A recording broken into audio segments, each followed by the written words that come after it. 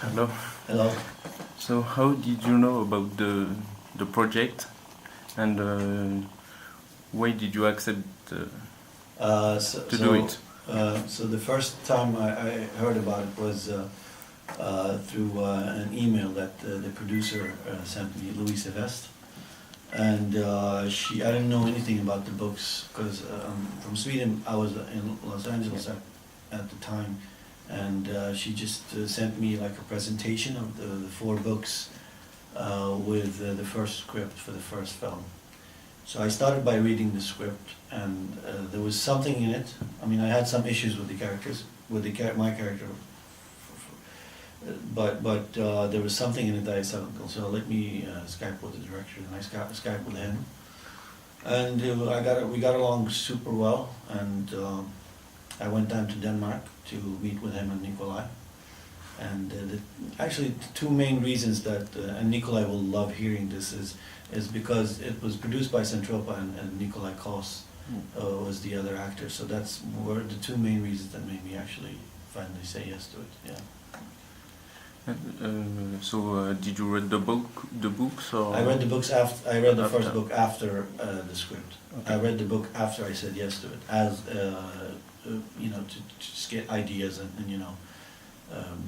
as a preparation for the actual filming. But it wasn't the book that made me actually say yes to it, but it was the script and the project itself.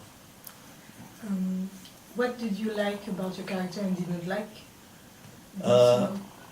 Well, this is like I liked about my character that he was a very secretive guy, but at the same time, like he comes from a darker place, but he sees life in a positive way. And he's like a good combo with Carl. What I didn't like about it is that sometimes I think that he was painted with like big brushes, so I kind of like wanted to take it down a little bit. What you were expecting to see from that kind of character, there were like some stuff were not surprising at all. So. Examples are like the first time that Carl meets him, he would be downstairs playing Arabic music, which is like, okay, he doesn't have to play Arabic music just because he's coming from that side of the world. So I said like, so I would like to play music that is not expected from Carl, for Carl. So he would, something that Carl wouldn't listen to, that would surprise Carl. So that was, one of this stuff. And also in the books, he's more of an assistant. I found it more interesting if they were partners. I mean, Carl is still his boss, but they behave as partners, and they're both detectives. And the movies, in the film, he's not really a detective, Asada, so he's just a help. It was amongst many things. I mean, there were some other scenes and some discussions about that. I don't have to go into details, but that we kind of like Mikkel and Nikolai Arcel, the writer of the scripts, were very open for kind of like open-minded about like changing stuff, just to make us happy all. So. Do you have a precise process to build your characters? Is it different at each film? Yeah, it's different at each film. I mean, I always approach a project with gut feeling, and also keep it very simple. Like if it's something that I can't do, I try to learn it. So in these particular cases, I of course have to learn Danish. So the first thing and the hardest thing with these projects was actually the Danish language. So I started before we started the first film. I moved to Denmark and went to school for 2.5 months every day just to concentrate on the language. And then we started filming. I had a lot of help from Nikolai also as well, and then the ADR afterwards. So if I'm playing if I would be playing like a doctor, I would try to read as much as I can about it, so I know what I'm talking about. Or if I'm doing a physical part, I better be in shape, otherwise I won't be able to do it. So it's super simple. I think acting, it's don't try to make it complicated. If it's something you don't know, just try to learn. But don't make up stuff just for the sake of it. How did you see the evolution of your character? How did I what? Did you see the evolution of your character? How do I see the evolution of my character? I'm hoping that we will get more to know Assad more and more. We have 2 more films to go, and I'm hoping to put Assad through a trial to kind of like nudge, because so far he's kind of like being the caretaker of Carl, and he never doubts about his ideas about life. I'm hoping that to put Assad through a trial, and that will make him come out of it like in a different way. So he'll get some of Carl's personalities, and maybe just Carl will have some of Assad's personalities. For me, that would be an interesting thing to work with.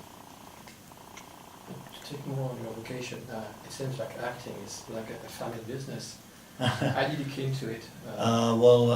It became a family business afterwards, because I started as in a small theater in a small town in Sweden called Örebro when I was 15, and my brother started, he's 4 years younger than me. He started filming with his friends 4 years later, accidentally, and just pure coincidence. I don't think he was inspired by me at all, or anything like that. Really, I don't. And he just happened to be good at what he was doing. And I moved to Gothenburg, actually, when he did start filming him. Then later he put my dad, because he's just a natural talent in the films. So, but it became an acting family. But really, professionally, it's just me and my brother working, me as an actor and he's a director. He also makes video games now as well. I love Cars and Yalla Yalla. Yeah. Will we see you again with your brother director? Yeah, we'll probably, for sure, if we find something. I mean, we did Yalla Yalla 2000 and Cops 2002. So you won't see any more of those films, but if we are very good friends as well, we're not just brothers. So if we find a project that we both like, I'm pretty sure that we will work together in the future. Yeah. How do you feel when you're about to sign for a franchise like this one? Afraid. Terrified. Yeah. Really, I do. I think I don't you like... talked about 10 books, maybe? Yes. Oh, no, yeah. That's terrifying me. I agreed for 4, on 4. I'm not going to do any more. You work with Daniel? Yes, Daniel Espinosa, Yeah. one of my absolutely Yes. favorite directors, yeah. You work with him. You make you work on Hollywood movies. Yeah, and as well. So Yeah. you could you have the chance to work with Denzel Washington, Gary Oldman, Yeah. Tom Hardy. Yeah. What they learned to you as a Well, they learned everything they can about acting from me, so. How do you work with that guys? It's no different, to be honest with you. Yeah. There's no difference at all. I mean, there's difference in personalities, but because I've worked so long in Sweden and Scandinavia, and even Zero Dark 30, which is Yes. Catherine Bigelow, like it's when you get to when you have the actual, like when you're in the scene with another actor, it all comes down to that little red button that you pushed on your camera, and then it's the same feeling. I mean, you have more people involved around it, but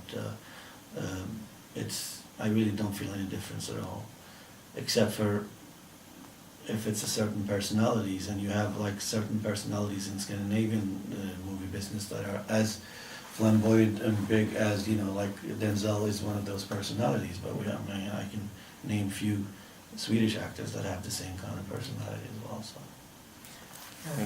Excuse me, everyone. Please let me introduce Louise Vest, who is the producer of the 2 movies, and she's joining you, so you can also ask her questions about the movies. Hello. Nice to meet you. Nice to meet you. Well, easy for both of you. You know that in France we have one movie in theater, and Yeah. another one that you can see on the web. Yeah. How do you consider this new option for the distribution of your movies? Oh, it's lovely in this case. It's really lovely. to have the opportunity of kind of like for people to see the first movie, and then hopefully if they like it, which they definitely will, they will go and then watch the second one. But I mean, it's a coincidence that it's hopefully going to work so well in this case, because both movies are actually produced for the cinema, so it's like, you know, super high quality. I don't know if it's possible as a producer to kind of like think about like produce both two movies for cinema quality and then release one then on VOD. I don't know, you can answer that question if you want. Yeah, I mean, we are cinema people. But I actually, this is the first time I actually heard about this way to do it. And I think it's very exciting to see what's come out of it, because in this case, it makes sense. Because these films stand for themselves, each one of them, but still it's a good way of getting both films into the market. And I think that, for me, films should be seen in the cinema. But I also accept that the market is moving, and in order to get a bigger audience, we have to embrace the digital world and the digital possibilities. And this is a way to get the film out to more people. And perhaps this idea of making an e-cinema where you can go and see also the high quality films, and you can see that the films are connected, maybe it gives both worlds something. So yeah, I think it's an exciting strategy. I never heard about it before, so I think also it's the first time that Wild Bunch actually worked this way. So yeah, it will be exciting. I have a question for both of you about the work with the actor, Nikolai, Pilou Asbeck on the second one also. How was it for you to work with them and for the production to handle such big actors in Scandinavia and worldwide now? Like I said, Nikolai for me was a big, like one of the two parts that made me say yes to the project. So it's been a pleasure. He's a great actor and also a great helper. Has been a big help for me with the Danish, and we get along super well. We have really good chemistry together, so I can't see anybody else doing that, actually. And about Pilou Asbeck? Pilou Asbeck is also a lovely guy. Of course, we didn't have as many scenes together, so it's hard to talk about it the same way. But he's a lovely person, like a great personality as well. Yeah, I mean, it was from the start we wanted to make this film in a high quality. I mean, Centropa is mostly known for the drama, original content in feature films. And with these films, it was a challenge to make something that would be quality standalone films, but still the ability to make a brand and to have to work on the shoulders of the previous film, which I think is something really special. I mean, we work on everything we did in the previous films, so we kind of can challenge the concept and the language of the films, which is really nice. And with the actors, of course, it was from the start the director Mikkel Nørgaard wanted to have really, really good actors, because the visions with the film were high, and Nikolai is one of the most known actors in Denmark. And actually, from the start, he knew that he had an idea about fathers for the part of Assad. And actually, I work with fathers. He doesn't know this, but I worked with him many years ago because I co-produced Josef Fares Kops from a Swedish film where Fares was starring in this film, and I actually met him in some kind of bowling center or something. Okay. So I actually. There you go. But I didn't make a big impression on him. So obviously. Obviously, but then I knew the producer of the Cops and wrote her and said I need to get in contact with Fares because we really want to work with him in the film. And I think because Nikolai and Fares didn't know each other before we made the first film, and I think that it became a beautiful relationship in the film because you actually got well together outside the camera. And then of course in the second one, the absent one, we needed somebody to play against them. And to play against Fares and Nikolai is not something everybody can do. I mean, we needed somebody who could actually challenge them also in the way of playing. I mean, because when you have very experienced actors standing there with not so experienced actors, the non-experienced actors can get actually a little nervous. So we needed somebody who could come in and actually challenge them in front of the camera. And I think that And you haven't found anybody yet. David Denzig and Pilou Asbæk was Yeah. up for it. David Denzig as well is a great, wonderful actor. Yeah, really, he's and, really great. Really, really great. And I knew him a lot since before because he is actually Swedish origin but grew up in Denmark, so he speaks both Swedish and Danish fluently. Like you. Not really, but thank you.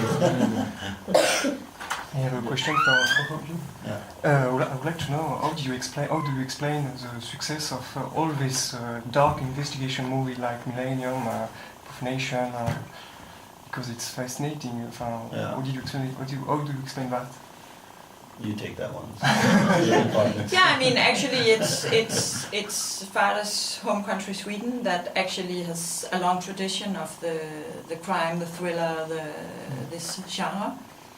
And in Denmark, we actually, because we don't have the book authors that actually are that much into this genre. So with these books, because it's, I think the best thing about these books from Jussi Adler-Olsen is that they combine a big brutality together with a humor. And I think that's one of the key issues of the success of the books. So I think that for us it was new, and for Centropa it was a way to combine the drama with the genre. And I think that because we wanted to make a good quality, also the visual concept of these films, that we dared going into this, because we have so many US thrillers that are really, really, really good, of course. So we dared to do it, and you will be the one to tell if we succeeded somehow in making a Danish Europe way of seeing this. But all the Millennium and all the other things we have seen come out of Sweden. So I won't take any. Thank you everyone for your time, and please give time to